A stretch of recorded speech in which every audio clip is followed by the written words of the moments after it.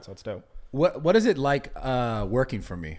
Just general. Be honest. I don't give a fuck. I want to be like. Well, when I first started, I thought, I'm just gonna give it a shot. I didn't know what to really expect because I kind of already like was doing videography on the side because I worked at a gym. So, and you got way better, but like you were good when I first saw you, and I was like, his stuff's good, but you got way better. Yeah, it just comes with time, practice and doing so many videos, bro. We were doing a lot of content. Holy like fuck. I know people probably don't really realize it, but doing 4 videos a week, like solo, is so fucking hard, dude. Yeah. Because like we were traveling, and like we were going to Miami, we were going to Cancun, Bahamas, which we'll get to in a second.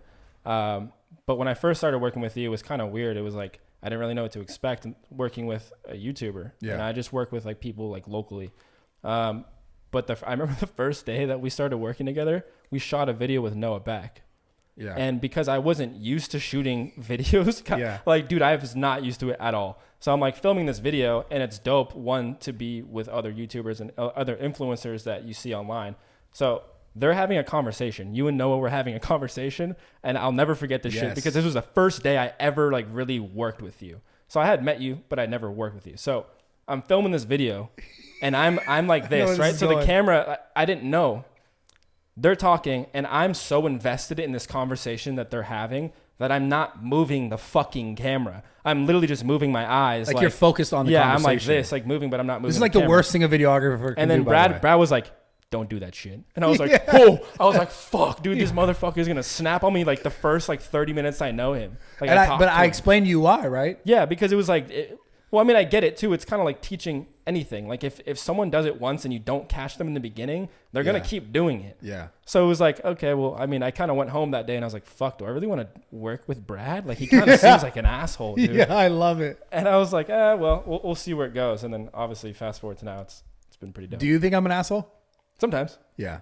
That's I fair, mean, working man. with you is like, people don't really see the inside. I mean, you're not like a piece of shit, dude. You're not an asshole, but you're like, you're just, if I do something wrong, you're like, hey, bro, you need to do this. Yeah. And then I'm like, okay, cool. Yeah. I think it's how it should be, though. Yeah, because people were like, if you keep telling me and not, or like if I keep fucking up and you're not telling me what I'm doing wrong, eventually it's gonna be like shit hits the fan, and then people get resentful, and then you're gonna get pissed. And then I really think you're an asshole. I've learned this the hard way in the past with other people, where it's like I didn't speak up, and this is just in the simple videographer thing, but this could be like for people in relationships, anything. It's like if you don't speak up sooner than later, like that's when shit breaks. Yeah. Because you're kind of letting it go. You're letting it go early. Catch it early and just address it. Because obviously at the same time, for me, is like, I don't want to waste my time just as much as I don't want to waste your time. I want to make sure we're able to like really succeed at this.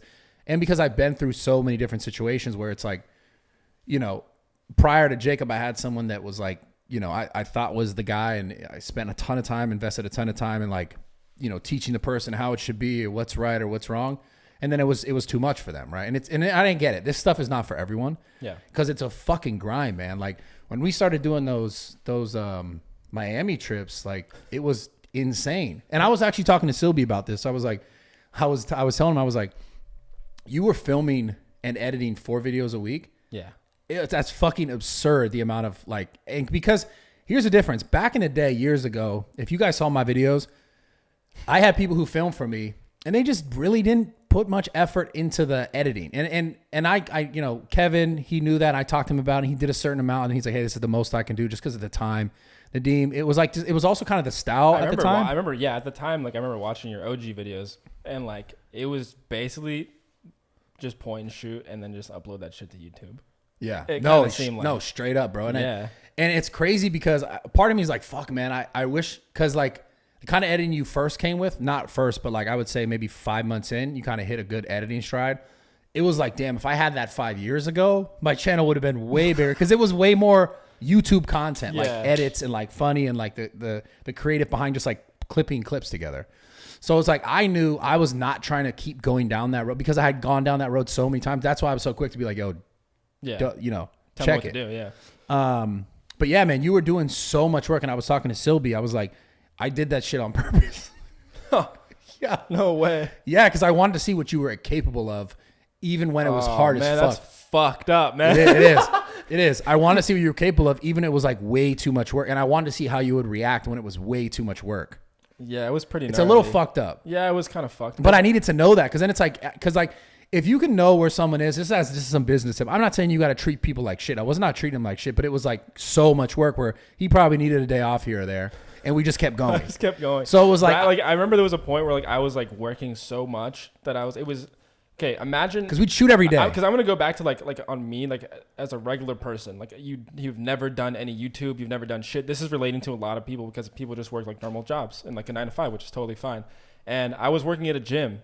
Right. So I was working at a gym, just working front desk. So from working there like 4 to 5 days a week, you know, like 6 to 8 hour shifts, going to like 7 days a week, no days off. Like I was working around the clock. Imagine we were uploading Monday, Wednesday, Friday. Yeah. So it was constantly filming, editing, and like twice on Wednesdays. Yeah, dude. So I wasn't sleeping. Monday, Wednesday, Friday, twice on Wednesday. Because I remember when Tuesdays would come around, I'd be like, holy shit, I want to die. Because it was like so much work, dude. Yeah, I'm telling you, it's a little fucked up, but like I said, I did it on purpose because it was important for me to know how you would react when it was like so much work. Like if you would still give it the right amount of care that at least I was looking for, and you still did. Because like it's important to know what someone can do. Shout out Adderall.